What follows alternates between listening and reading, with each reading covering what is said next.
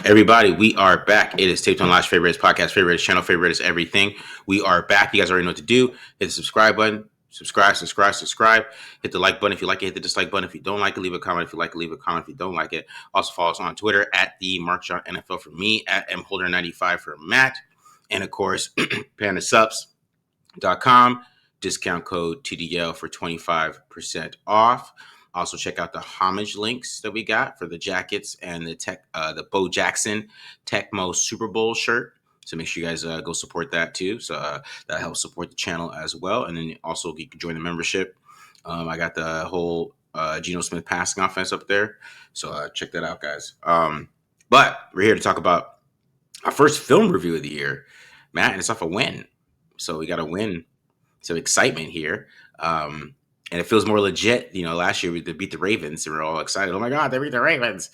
And that was kind of fake. But this one feels a little bit more legit. So the Raiders won 20-13. So we're going to be going over that film today. Of course, Matt's doing the defense. I do the offense. And we'll keep it going that way. I'm doing play action and then Ashton Jeanty. And then Matt is doing Kyu Blu Kelly and Devin White. All right. So, there's not really another news besides that, right? I mean, besides the games, right? No, I think that's about it. I mean, there's like guys that worked out, but I think we're past that stage. We're not in mid off season or middle of the off season form where we got to talk about every guy that comes in on a visit. So I think that's just about it. Yeah, I got to make sure that I'm ready to talk about those guys though, because I got asked about Tristan McCallum and Brennan Jackson last week on the radio, and I had to run the PFF when I was on the phone. So. Hopefully, if they're listening, they don't hear that. But I'm gonna do a little bit of research on Isaiah Bond, maybe. But yeah, nothing really crazy. You're right. But today, Isaiah Bond. Is Isaiah? Who's the guy I picked up? The corner? I don't remember. I missed that one. Yeah, it's Isaiah Bond, I think. Yeah. Not the dude from Texas, right? That signed with the Browns? Oh no! I'm thinking somebody else. That's the dude that had the trial. Yeah, it's Isaiah something with the Raiders. Gotcha. I don't know. Some corner. I forgot his name. It's great podcasting. Yes, awesome podcasting, right? Awesome. I don't even know if they signed him. I know he came with the workout, but yeah, I think it was just a workout. But yeah. Yeah, it's Isaiah something. Yeah, that's gotcha. Awesome. You know, just to be somebody in the comments, oh, you don't know any names. There's always somebody. Yeah, you don't know names. Probably would have mispronounced it anyway. Exactly, man. All right. But today we're talking, like I said, talking about the film review. So, Matt, give your thoughts on the defense overall. Yeah, I mean, honestly, like there were only two guys who I thought really quote unquote played bad. And I'll just say it from the jump. It was Eric Stokes and then Darnay Holmes. To put in perspective, for Darnay Holmes, he led the team in receiving yards allowed, and he played on just 21 coverage snaps. Mm-hmm. I saw that. So I got him on PFF up here, right here and now. 6 targets and 5 catches allowed, 73 yards. And the one incompletion was a complete miss by Drake May that should have gone. So it really should be 6 for 6 for about like 85 yards. Something like that. And again, he only played 21 plays in coverage, 25 overall, 26 overall, excuse me. And there were just a few times where I'm like, dude, are you lost? Like there was one play where I'm pretty sure it was him and maybe, I forget who was in the field. I want to say maybe it was Tremaine Edmonds, where I'm like, you guys played the exact same technique and the ball just whizzed right past it, Darnay Holmes' ear for completion. Like I said, there was one, I don't know what he was doing, but he like had the flat and just stopped. And that's what I'm talking about, where like May overthrew it. And then Eric Stokes, like he had a couple nice plays. He had a nice play on like the broken up screen, but this other like good play was him biting on play action and then recovering against Hunter Henry at tight end. And again, not a great ball from Jake May. Yeah. And like the play, if you guys remember from that, like Kuntz, where Kuntz like fell in coverage. Actually, like when I look back and watching like all 22 film, like that's probably more on Eric Stokes because it was cover 3. Stokes got a post and into the post safety and followed it and left them wide open. Again, Malcolm Kuntz falling doesn't help in coverage, but at the same time, I would hope my corner would pick up on that and be there to recover.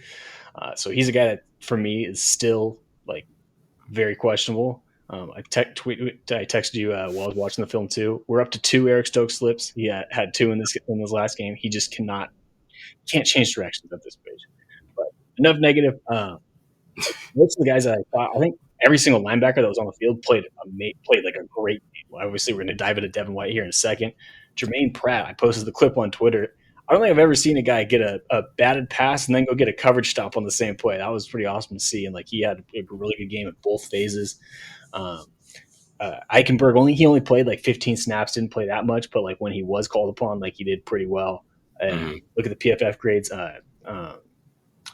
Jamal Adams was the highest graded player. He only played like 21 snaps, but he made a pretty good impact. He rushed the passer 4 times, got 2 pressures. I think he was like still had like 3 stops, even though it was a small sample size.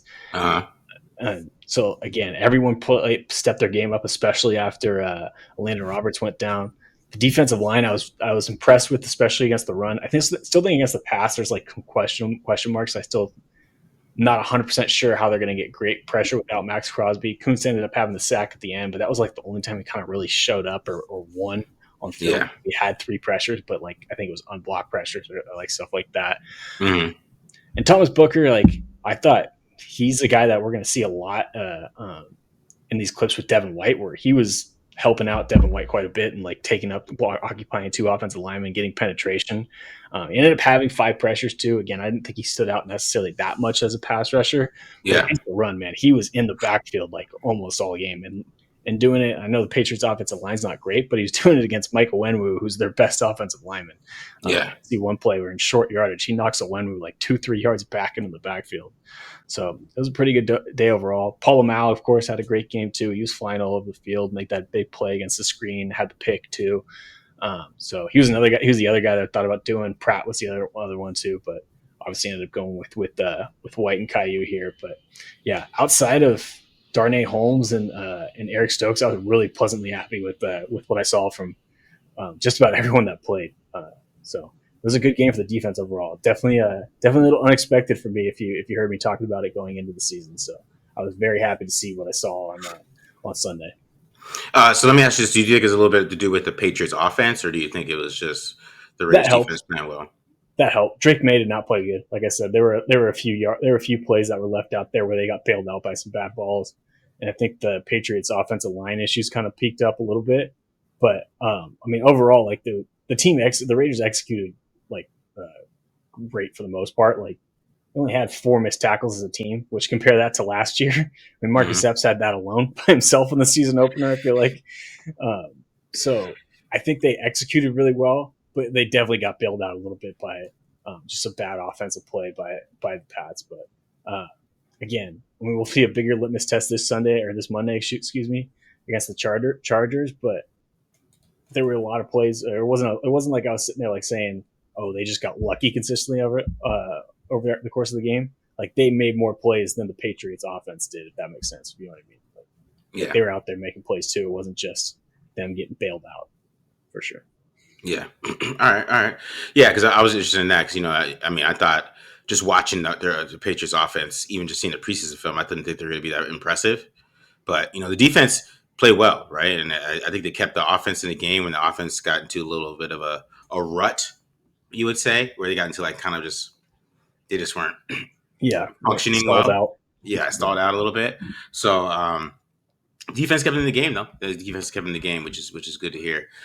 So on offense, I thought it was some interesting film to watch because I thought like at some moments they looked great.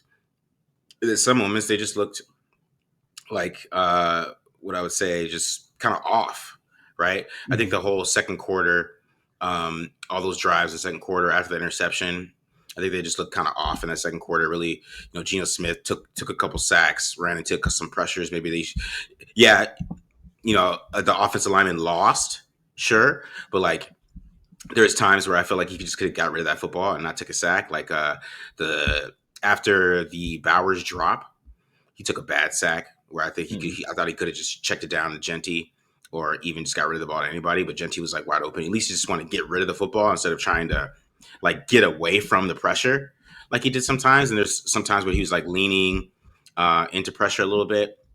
So I think all the hits are starting to get to him a little bit, and he started to worry about it because you can even see it on the last sort of Dante Thornton. He just runs out of the pocket for some reason because Gotcha. cover zero blitz is coming, and you have to do that. But other than that, I thought he played pretty well in certain areas. I thought the play action game was awesome. In 12 personnel, they're basically unstoppable through the air. I posted on Twitter that he was 11 to 13, and he had like 100 and like 80, like 175 yards, some 180 yards, something like that. I guess I got it right here. I could just pull it up.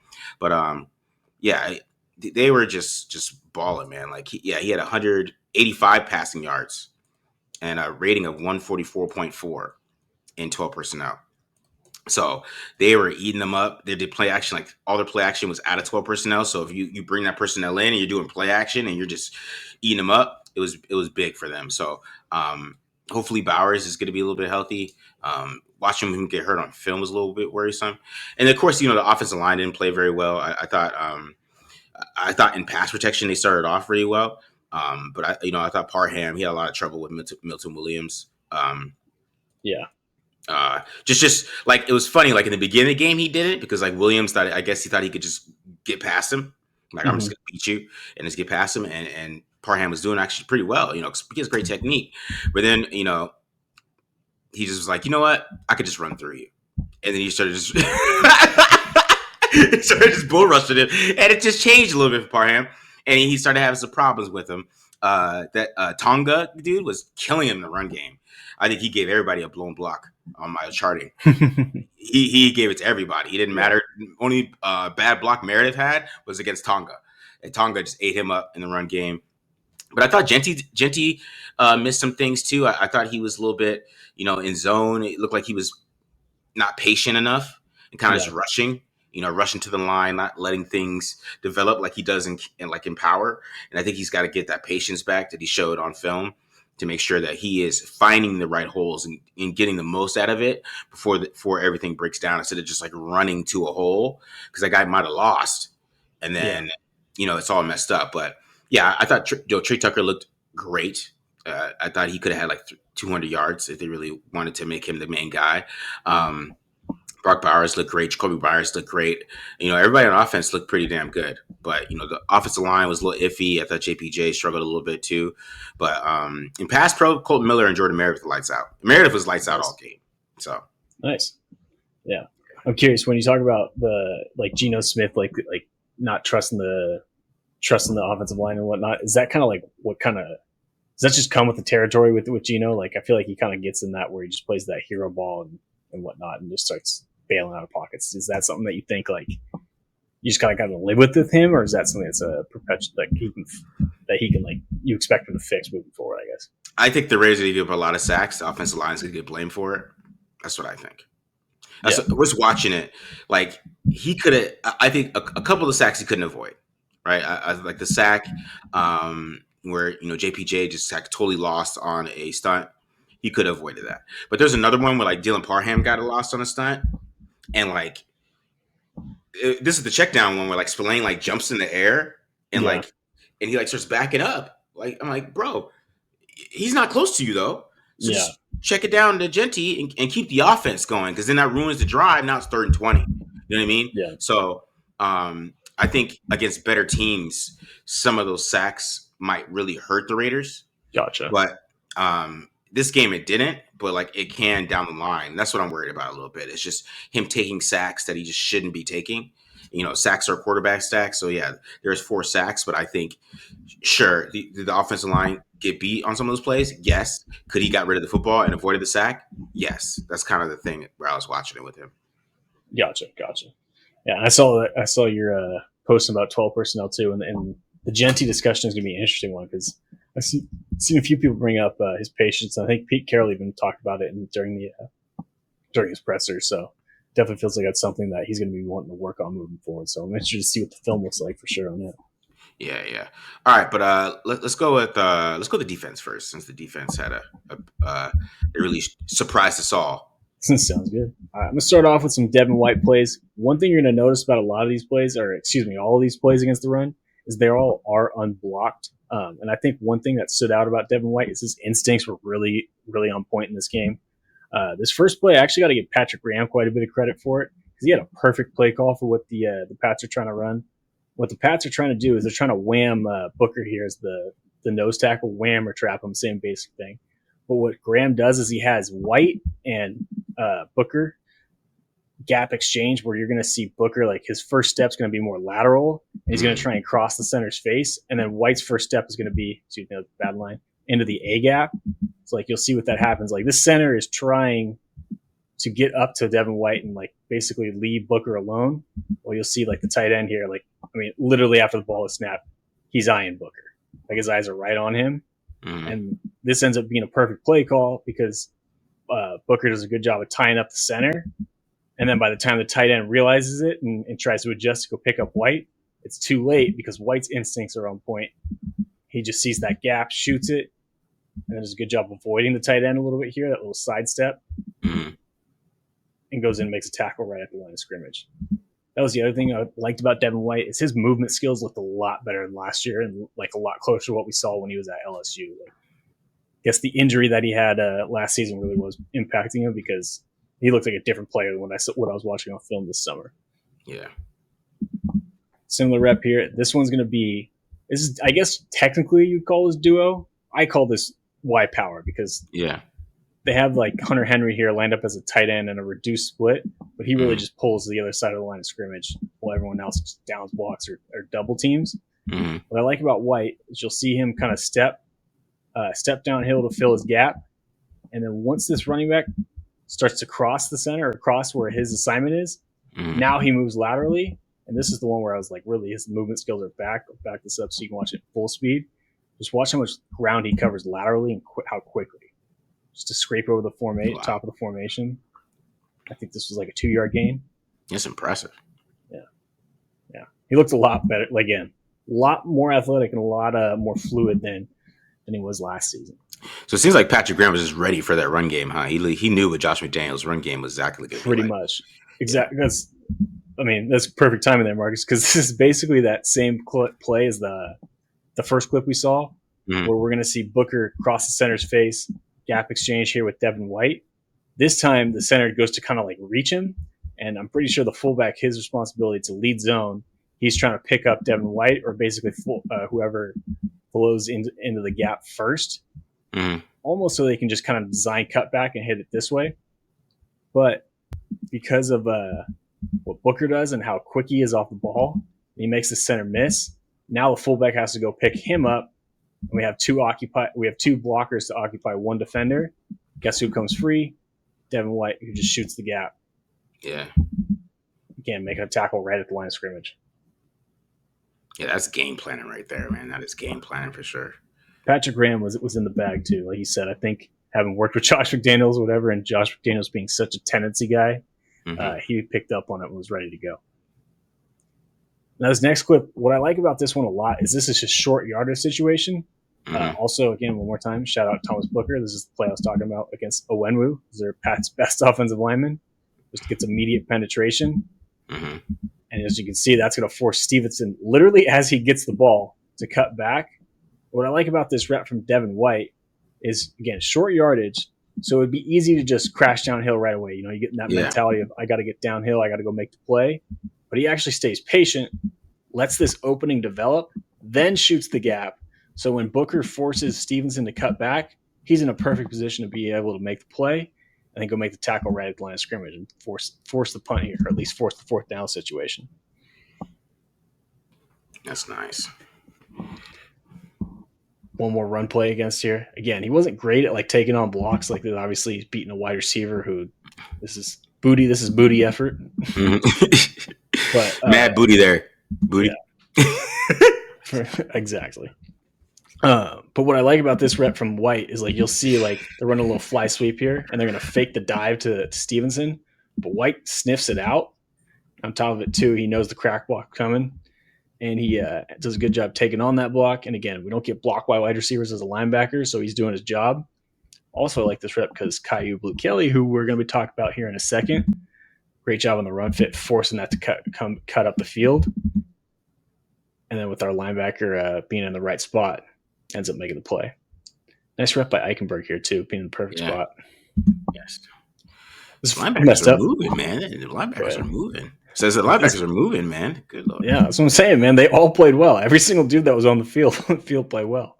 Only the worst guy was Roberts, and he got hurt 10 plays into it. I will say it's kind of messed up. And to be the blessing, but keep going, my bad. Yeah, a little bit, yeah. I will say it's kind of messed up. White might be able to, or Eichenberg might be able to get a half tackle or an assist here if White doesn't like screen him off right there. He's like, I'm gonna take this one for myself, bud. Go get the next one. But anyway, moving on to a couple reps White had in coverage that I thought were standouts. I think he was targeted 5 times, gave up 2 completions, this being one of them. What I like about this one is it's going to be a fire zone here from the Raiders. They blitz the linebacker, and his primary responsibility is to basically not get beat on any sort of crossing route, take away the middle of the field, cut the field in half. So what you're going to see is he's going to open and kind of play it like that. And because of that, he can't just like flow hard to the sideline. So what he does is instead he waits for or reads the route from number 3 here, this inside wide receiver. And once he sees the wide receiver break for the out route, like you can see, I paused that pretty well, where he's already on it. Yeah, he damn near is in a position to make a play on the ball at the very least, or at the in this situation, what he ends up happening again doesn't get the PBU here, but he at least gets the coverage stop and makes the tackle short of the sticks. And I think this might have been the field goal that Pats missed, but either way, we're forcing him to settle for a kick. You can see how much this is. I mean, again, the movement skills. Like this was not on tape last year. I'm going to say that right now. Like just this quick transition, like boom, boom, in, and then drive on it. Yeah. Again, like you can see, like, I mean, he damn near almost, man. Another quarter of a second. Yeah, that might be a PBU. So again, that was the most encouraging thing I think about Devin White's day, more than any other tackles or any of the other plays, is the fact that he looked like he was himself, just movement wise. Mm-hmm. This last clip from Devin White. Part of what I like about this is the Patriots are going to run. They're going to run like a little slant flat variation where the tight end's going to work to the flat, then come up the field. We get a slant route from the outside receiver. But on top of it, what they're going to do is bring the running back across the formation and then have him leak into the flat. And what I want you guys to watch how Devin White plays it. At first, he's going to start following Hunter Henry in the flat, but it's cover 2, so he knows he has help with the corner at the top of the screen. Mm-hmm. So then he starts sinking. That takes away the slant, right? So we've taken away the flat, and we've passed that off to our corner. On top of it, now we open our hips and we're sinking, take away the slant from Drake May, and now we just rally to the football. The Pats do get 7 on this one, and it was first down. Mm-hmm. This is a situation where the coverage that we're in, that's just what we're going to give up defensively. Yeah. I mean, he plays that perfectly, just rally the ball at this stage. Maybe could be a little bit more aggressive since we have 4 guys around him. We don't need to worry about missing the open field tackle here. But regardless, what I like about it is just being a vet, having the IQ and recognizing the route concept, and on top of it, going up and making the play.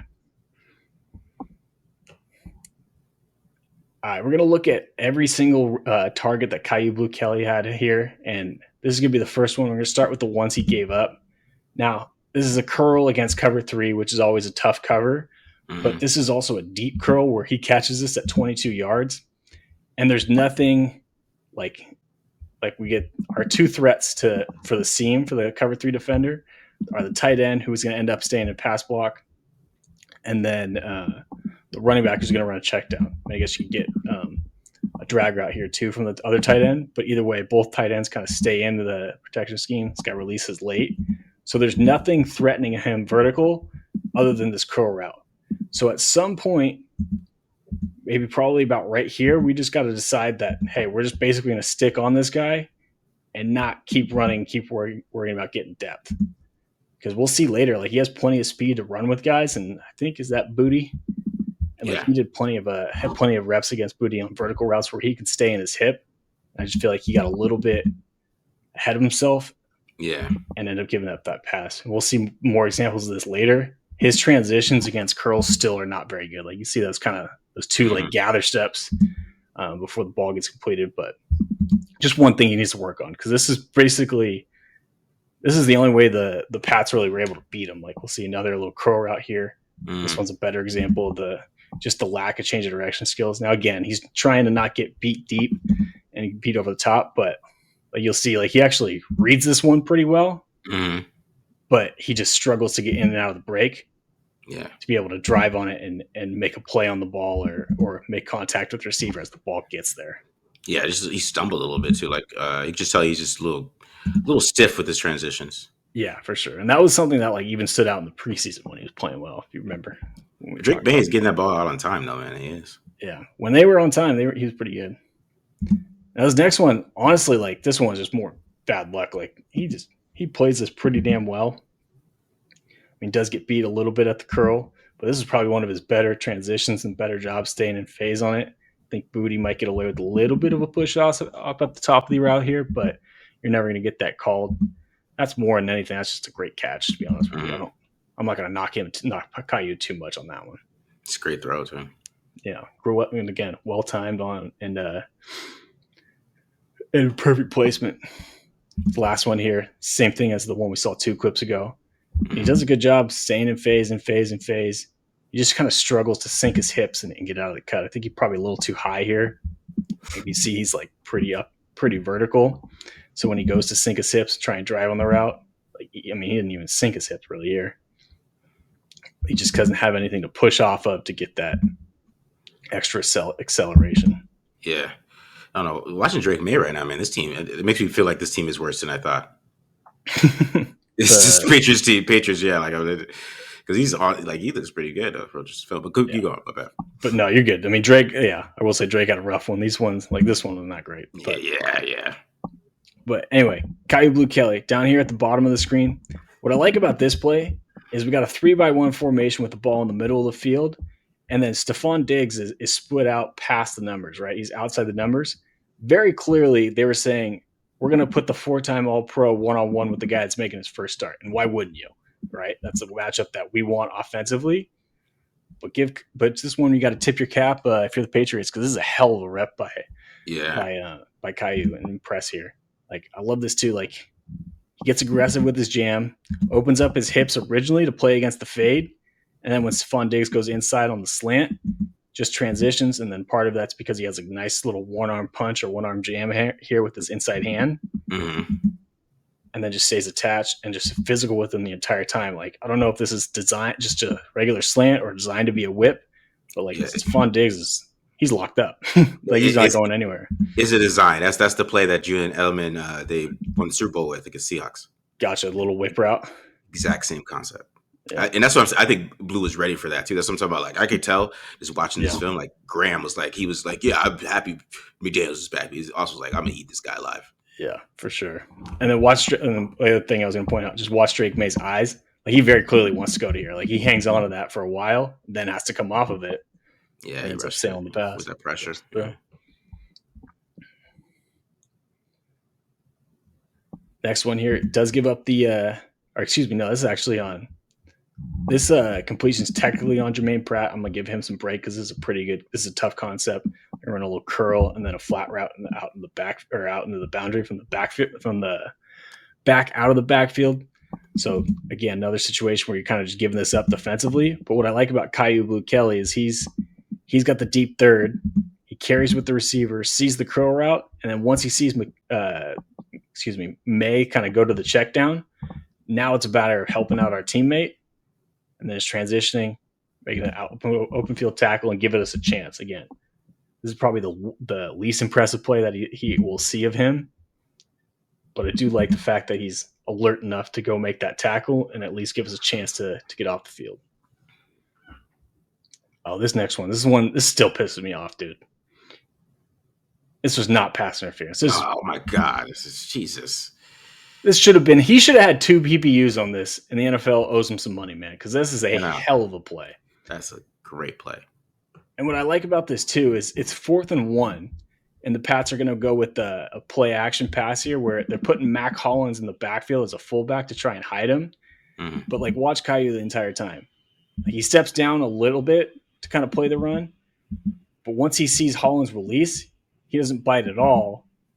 And then we're running within a stride for stride. And again, just at the catch point, like he plays this perfectly on this corner route from Hollins, plays that perfectly, plays the hands at the catch point. This is atrocious. Yeah, it's crazy. I cut it off a little bit too soon, but you can even see like his reaction after the play. He was pissed.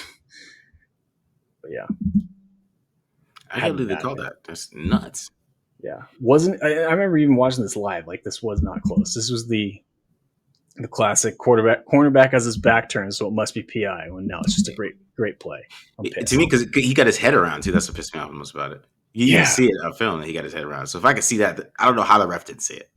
yeah, exactly. Like he locates the like again. And when you brought up a point, I'm glad you brought that up because it reminded me. Like right now, he's not looking for the ball. But once he gets in phase, once he can touch Mac Hollins, basically, now he goes up to locate it and just plays it perfectly. Just got screwed by the refs, man.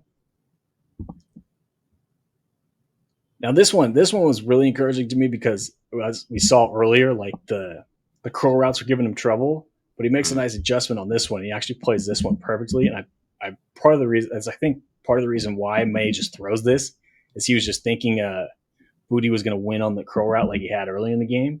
Mm-hmm. But nice rep here in soft shoe press coverage from Kyu. Gets physical here at the top of the route too, and then just plays the hands at the catch point for what went down as his only PBU, but again, got robbed earlier. Third down too. Get off the field.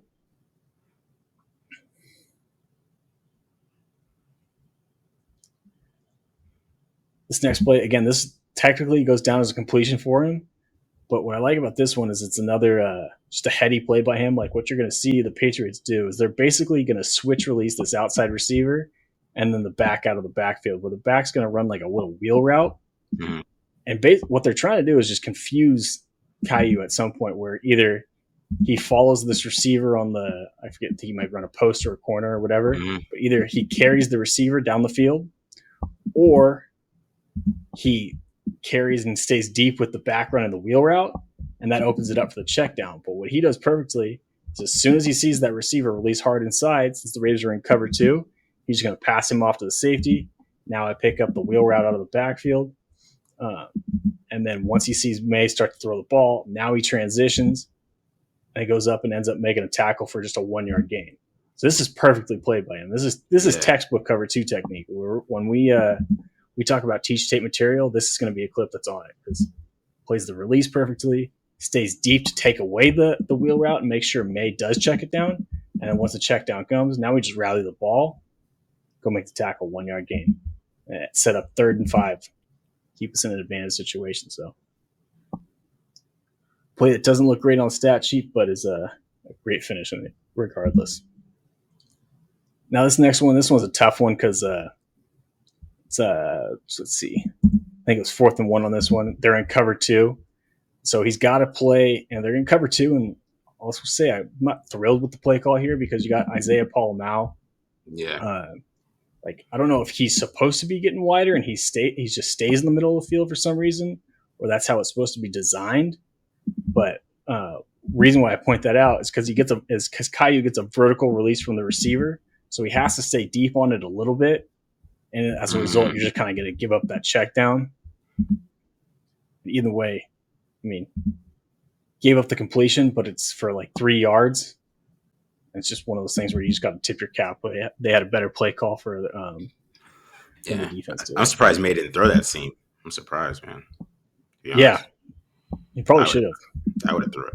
Yeah, because I'm pretty sure Isaiah should be working for more width. I'm not 100% sure what they were trying to do here, if they're trying to like protect the middle of the field or what. But this is late in the game where I think you'd want to take away stuff towards the sideline to keep the clock going. But it is what it is. Finally, this was I believe this was the last play the Patriots took offensively. So this was their last little shot to the end zone here. Mm-hmm. This is what I was talking about earlier, where if I'm Kyu, if I'm coaching Kyu, I'm just telling him to trust your speed on some of those deep curl routes when you're playing cover 3, because you're going to see him in press coverage again. And he just does a great job on Booty, staying in his hip pocket. Get a little hand check here at the line. And on top of it, what I like about this is he keeps squeezing him towards the sideline. We use the sideline as our friend. Like, as you can see, by the time Booty's able to make a catch or make a play on the ball, he's already out of bounds. Mhm. Pass falls incomplete. So again, pretty damn impressive game from those two guys who I think going into it, at least I wasn't expecting a ton from them. So uh, pretty happy with what I saw, especially from Kyu Blu Kelly. I feel like right now he's probably the top corner, considering what we've seen from Eric Stokes and what we've seen from Kyu in the preseason stuff. So I'm excited to see what he can do for the rest of the season. Devin White, movement skills look like they might be back a little bit. I still think he has some struggles getting off blocks and stuff in the running game. Probably could have included a few clips in there for some context. But as far as like the instincts and him being able to capitalize and take advantage of it, it seems like that's there right now. So that was exciting to see. And if they are going to be without Landon Roberts for another week, I'm a lot more confident that they'll be a decent linebacking core than I was a week ago for sure. Yeah, yeah, yeah. Because both. I mean, Devin White looked great. I mean, it just looked fast. He looked like he knew what he was doing. Looked like he was reading things really fast. Looks like he's seeing things fast. So he's playing fast. So, and tackled well too, which is something that has really been part of his issue too. Is that he hasn't tackled well, and he did that this game. The Raiders only had 4 missed tackles when I was looking at it. So.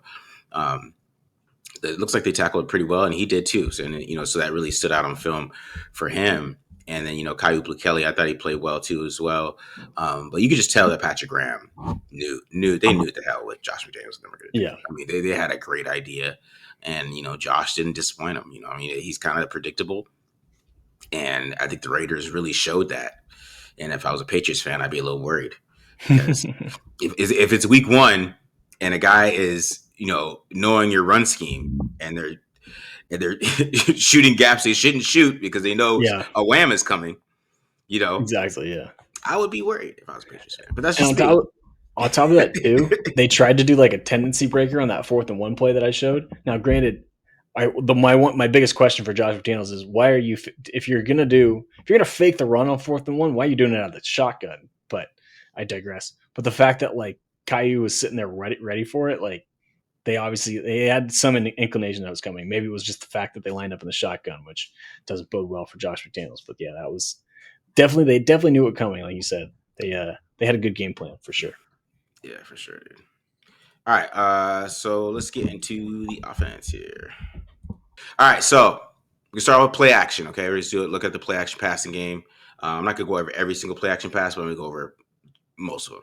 Right, the ones that usually highlighted with something. So. The funny thing I posted on Twitter, the funny thing about this is the first play of the game. The Raiders haven't run motion all preseason.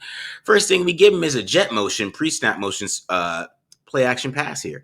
And what you're getting here is basically this is like old school Y cross, basically. If you're watching college football, you're familiar with air raid. There's gonna be a lot of Y cross because this is kind of traditional Y cross. Somebody got mad at me because I said it's this Chip Kelly calls it the Saints concept. He's like, you didn't know that. And I was like, bro, I just Googled it. But you can see the dig route on the opposite side here from Thornton. I believe that's Thornton. No, that's Trey Tucker, actually. But as you see with the white cross, you kind of can see Browers. He's starting to hit the crosser part of it, right? And then you got the kind of the go route on this side of it. It's just they dressed it up a little bit different. But the best part about this play is the throw to me because, you see Spillane kind of suck up here. You watch Spillane kind of comes forward there.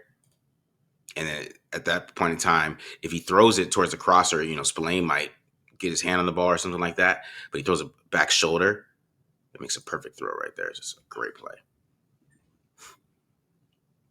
So I really like this one right here. Kind of opening the game here. And just kind of catch them off guard a little bit with the 12 personnel too.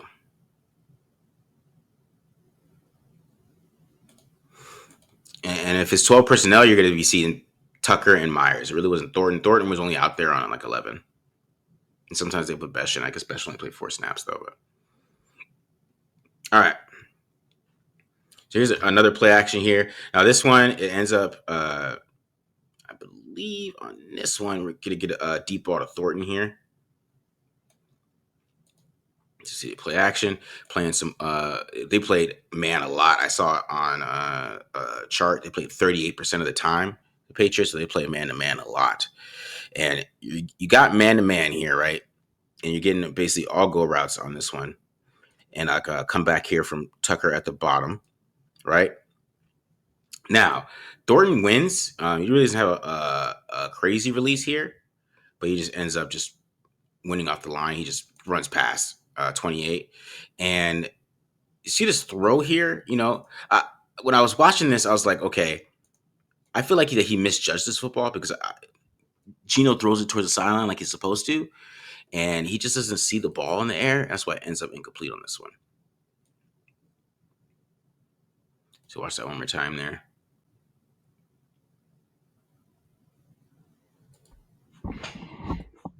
Just ends up missing that one on there. But I just thought he misjudged this football pretty bad. Because it's not a bad throw. I mean, it's where the ball's where it's supposed to be. All right. So here's another play action here on this one. Now this one, this one's really more about Trey Tucker here. But as you can see, we're going to talk about this because, the whole sliding thing came up. Right? But just watch this release from Tucker. I'm just going to play it real quick. But watch Tucker at the bottom here.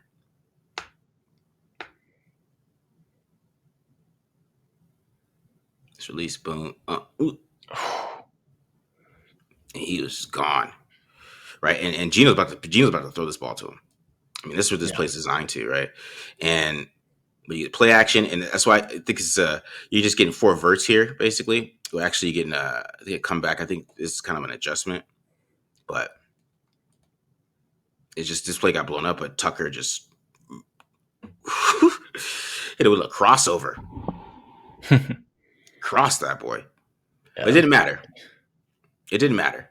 Because, this came up about, because what you see here, Meredith is calling out things, right? And they slide the line, right? They slide in the line. He's pointing them out. But the thing is that JPJ doesn't slide. Yeah. That's what I noticed when I watched this again. He just kind of stays in his spot. Yeah. Yeah.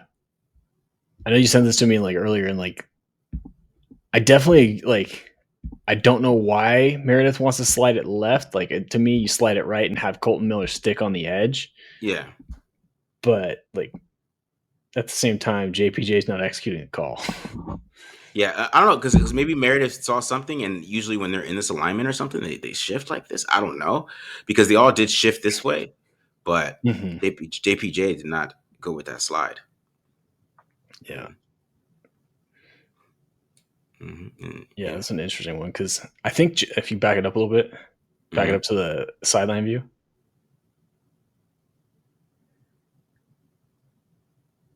Yeah.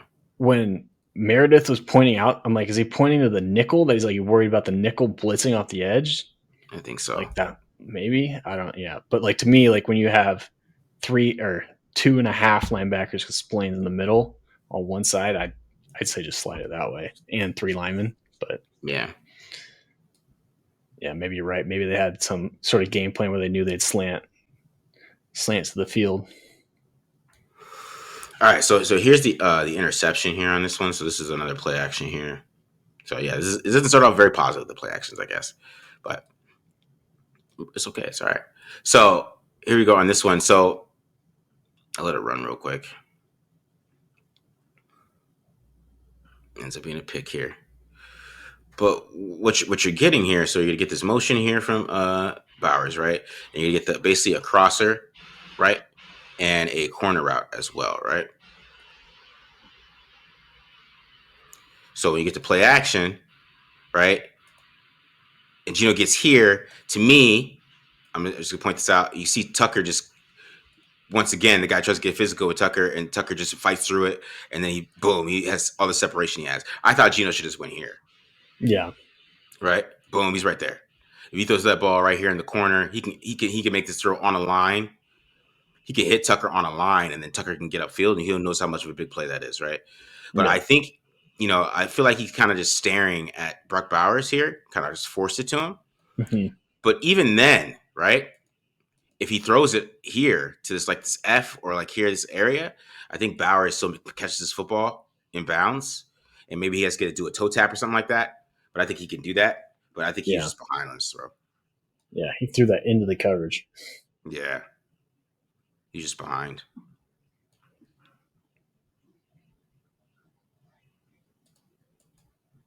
And it's behind Yeah, you're it. right. Trey Tucker's the throw there, I think, in my opinion. Yeah, I think you got to throw a tray here.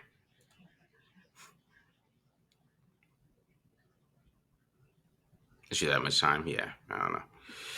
All right, but all right. So now it's a positive play action. Let's get positive here. Let's get positive.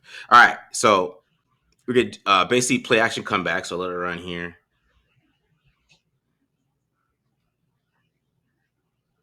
It's a good timing on this one. And then Jacoby Myers, you broke six tackles in this game. Damn. Yeah, it's crazy. All right, so here, boom, play action. And I like the timing on this one because you're getting some quarters here. For some reason, they were playing cover 3 and man all first half and did really well. And then Vrabel's like, you know what? Let's play quarters. And then they started getting chopped up. All right. And don't ask me. I don't know why. What you see here is this great timing here on this one. Boom, right there. Play action. First down. They basically did play action this whole drive. All right. So here's another one. This one's going to be a quick hitter on this one. So let it run here. It's a great throw right there. And then Myers gets a penalty and, keeps it going too here. So on this one, you're getting a comeback here from Tucker, and you're going to get basically a missile route, skinny post here, kind of a 2-man route.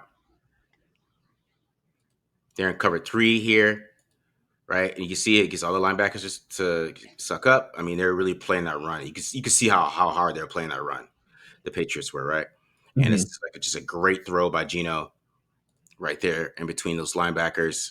Great catch. Way to hold on to that football through contact. First down. All right, so I really like this play because this is just Chip Kelly being crazy. And I don't know if you just saw that, Matt. The little fake. The Yeah, fake and throwback. Yes. So watch. Okay. So basically what you're getting on this one, get it forward. Let's let it run again here. All right. So basically you're getting a peel concept because you're going to get a wheel out of the backfield off the play action from Jeanty. You're going to get a post route. But what is really cool about this play is watch Bowers and Michael Mayer, okay? So Michael Mayer makes this block, but Bowers is like right behind him, like waiting for him to release and take over the block. And I don't know how much I've really seen that in my life playing football. So he takes over it, right? And then that gives Michael Mayer the free release here, and he's wide open. Yeah. So if he did want to throw to Jeanty, I mean, if this linebacker wasn't there or something like that, something happened, but it just makes it easy throw. And that's Chip Kelly. That's design right there. What I like about that concept too is like of the two guys, you would expect Michael Mayer to stay in and not Brock Bowers, but it's like exactly so he can kind of sneak out there too. So a little tricky. Make teams honor both tight ends. Mm-hmm. You see it from this side too. It's just something interesting I just never really seen before. You know what I mean? Like it's just like, oh, let me take over for you. Tag team block. All right. Now this is probably my favorite play action throw from Geno. And I just love this route. This is Trey Tucker. This is I'm talking about Trey Tucker might have 1,000-yard season, guys. I don't know. That route right there on Carlton Davis.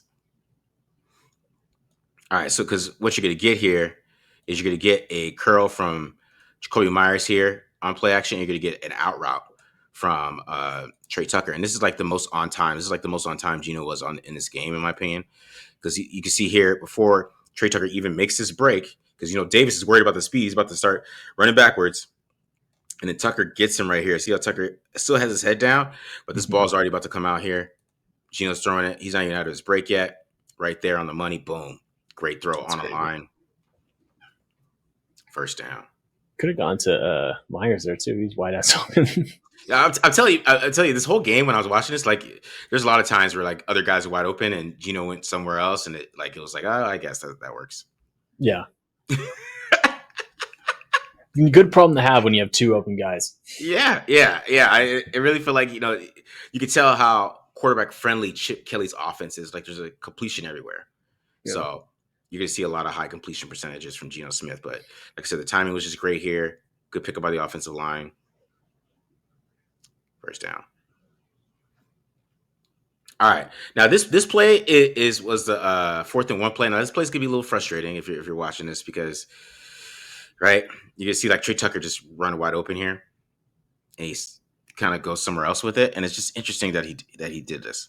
And this is what I'm talking about. Like there's multiple guys open everywhere on this on these concepts, and it's kind of just where Geno wanted to go with the football. But this one kind of hurt me a little bit because I feel like he really could have ended this game. Because you see here, you get out here with the bootleg, right? Just typical play action bootleg, and you get a high low concept, and like just Tucker's just right there. And if he throws the ball to Tucker on time, in my opinion, like right here, Yeah. and he gets this ball out there, and the safety's coming, like Tucker can turn the corner, right? And we'll see this backside. Hopefully, I got the backside of this. I mean, ends up being a good play in the first down, but he doesn't look at Tucker. Watch what you're gonna watch it here. He doesn't even look at him. So he goes right here. He goes right to Jeanty. Jeanty's not there, and he goes right to Mayer. Like it's like a quick glance maybe at Tucker, but maybe he's like he knows he's too late maybe here, and just comes backside here, and we get a first down there. All right, so let's get into the run game here with Ashton Jeanty here. So we're gonna start off with a couple of counters. I just want to show how comfortable he is running counters. So just let this play run here. This is early in the game when they got about 8 yards. We're looking like, we got a run game after this, this first drive here. But what you see here, you're getting some counter here, right? With Jacoby Myers as the lead blocker, which I think is super interesting. And Myers does a good job of just taking out this corner. This corner, he didn't want none. You can see this is not a position you want your corner to be in. He didn't want any of this. And exactly what happened there. He takes out Davis and just opens up this big hole. But you watch Jeanty here, just watch the patience he has on this. See, I just like kind of just slow paces this, lets it develop. He lets Myers get there first, and then he accelerates upfield, and he gets a good 8 yards here. So, and you thinking maybe if if they can get up to the second level here, but I mean it's really not they weren't able to kind of do that there, but maybe he goes even further here, but it still was a good gain. You could just see the natural ability he has when he runs these counter looks here, right? So, and I just want to go back. I mean, just you're gonna kind of see the same look here, but it's gonna be a little bit of a different alignment here. So, that's what I like about Chip Kelly here is like we're in a 3-by-1 this time instead of just kind of a Jacoby Myers. I believe the other one was might have been 12 personnel, but you see now you got a 3-by-1 basically here, and you get to get the same kind of play call though. You get the same counter, right? And this is what I'm talking about the patience with Jeanty. And if Parham, if Spillane doesn't show off his bend here and get past Parham, right? He shows off his nice little bend and rip there. If Spillane wants to be a pass rusher, he's ready for it. But you see the patience here, right? He keeps his eyes on 7, right, on Davis there, and then gets upfield. And then he's able to break a couple blocks. I mean, this looks like he did in college right there. Yeah. That rep right there. So I just think that they got to do more things like this where they're just having him playing power. He knows where he's supposed to go with the hole. There's no really reading it, anything. He knows where he's supposed to go, and he can set things up with his eyes. That's what he does best. And you saw it right there on both those runs. All right, so here's another good run here on this one. But this one, it kind of shows, the lack of patience in the zone a little bit. But, of course, this hole opened up immediately because what I liked about this one is the motion gets the Patriots to kind of change up their defense, and they end up backing up here, get a different alignment on defense, and it just opens everything up. It just made it super easy on this inside zone run here. And, Jeanty has a wide open hole. He just hits it. Right. Yeah. And it's a good tackle by the safety there, but that's 9 yards, quick 9 yards there. But I think this is Chip Kelly too, kind of with the design and, confusing the defense with some of his motions as he was doing. That's what Vrabel was talking about at halftime. The emotions were confusing them a little bit. You just see it right there because they weren't ready for it. Yeah. All right, so here's another one here. This one, believe, is get a little split inside zone here. Now, this is another one talking about with the patience here, right? Because with split zone, I mean, you can come to this backside C gap, right? You can come back here, Yeah. right? Right. We saw Sincere McCormick do this last year against the Bucks, and this one talking about just being patient, because if he's patient here and he sees how this is looked in front of him, right? I mean, everybody's winning and 44 is crashing here. Mayer's gonna end up getting that block, right? And say he doesn't have the best chop block here, and Chase ends up making his tackle. But I just think if he's a little bit more patient here and just doesn't go to this opening that he sees right away and he kind of reads it, he can come backside and it's just him and 21. Yeah. It's also a hell of a rep by Colton Miller. Like if you just Yeah. watch Colton Miller's block, you can tell on the O line who you want to run behind. Like just watch him on this one. This is a great combo block. Yeah. Boom. Look at that. Picks up the linebacker. Boom. That's a hell of a block. That fires me up. That's what I'm saying. Just a little bit more patience here and just come backside. Just see what's happening in front of you and just come backside here. And then that could have been a bigger run there. Yeah.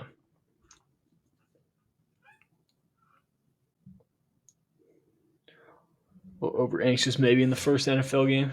Yeah, for sure. All right, here's a outside zone run, outside zone split zone. Now this one too, I talk about this one just kind of showing a little bit of his jump cuts because I don't think that this is blocked up too bad. I think Michael Mayer kind of has another bad chop, not the best chop block. You got to get lower, a little bit lower there, Mike. But you kind of just see that, like, when it comes to zone, like, you just kind of want this one cut movement to be a little bit better. See, he has to kind of gather himself a little bit. And that's why you don't end up getting anything on this run here. Right? But this one wasn't blocked up bad, in my opinion. I mean, because these guys are really, you can see the defensive line. Really, they really went with the flow here, right? The flow is with the outside zone, and he's got to hit that cutback, and he just can't get there fast enough. And I don't know, just to me, like he looks like he's almost like too quick to go get the handoff, like the way he's like. Yeah, there's almost a play where they almost fumbled the handoff, which would ruin this whole game. Yeah, like the timing's off a little bit. Yeah, it's pretty bad there. All right. So I know you guys are like, the run blocking was bad. What are you showing here, Marcus? Why are you showing all this? I know. I'm crushing the narratives. So this is another one too, which just patience comes in, okay? Because Ian Thomas is getting his ass kicked here. I think this is Ian Thomas. I'm pretty sure it's Ian Thomas, yeah. Who didn't have a good game blocking, did not block very well. He's just getting his butt kicked. And like Jeanty, right, on the inside on duo, I mean, this is a duo run. He kind of just is too quick to go exactly where he thinks the hole is instead of just reading this, right? And I think Ted Gwynn pointed this out too, how you just got to be a little more patient, because if he's patient, boom. Yeah. Right. And then you got to make 21 get you. You got to par him. He's getting up to 66, right? Get up to 14, right? And you see even on, Bowers on this side, it looks like, this is 13%. You see Bowers here, he's getting up to 21. So if he hits this cut. Yeah. Right. But that's just him not just rushing a little bit. Yeah. And also it's also Ian Thomas getting his ass kicked by Barwar. That's an ass kicking, guys.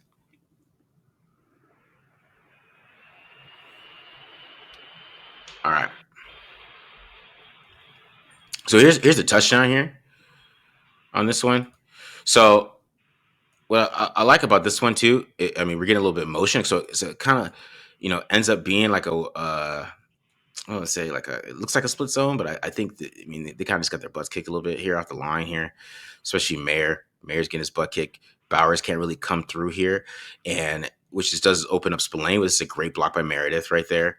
Mm-hmm. To kind of save it, and then the rest of this is just this is what you like. This is what you want from Jeanty, is that drive where he just doesn't go down. And this is why he's going to help in the red zone. He's still going to score a lot of touchdowns.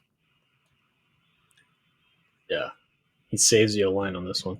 Yeah, Meredith and him make that happen. Yeah, yeah, because they got their butts kicked. Yeah, it's a good one right here. Boom. Avoid it. Just keep your legs moving. Touchdown. All right, so here's another one here. Get the motion. Oh, oops. Go back here. I finished the breakdown already.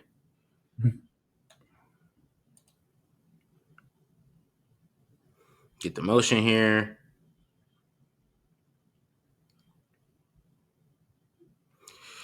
And this is just another one. Like I said, the run block. I'm not saying the run blocking is good here, guys, because it's really not. It's not the greatest in the world. I mean, because you even see Miller is getting tossed by Williams there. You're not really getting any push, and they can't get up the spline here.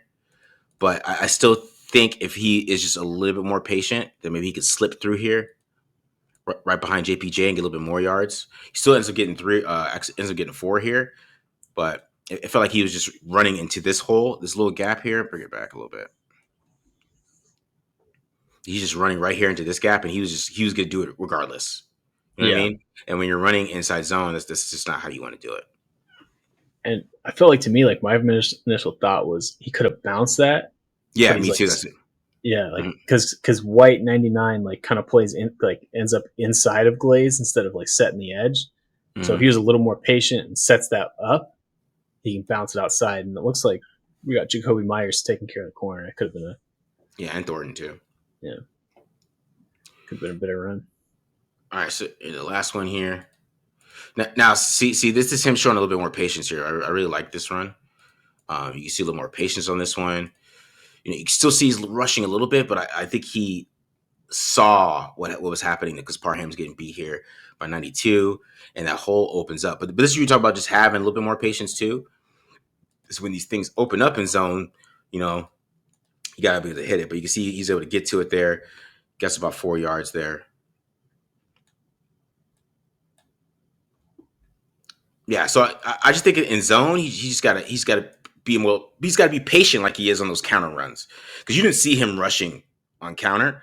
He was allowing everything just to happen in front of him, and I think that's what we are really just need to see from him, that he brings that patience to zone runs, right? And once he brings that patience to zone runs, I think that's when you're gonna really see him start to go off, because in the counter runs he look exactly like he did in college.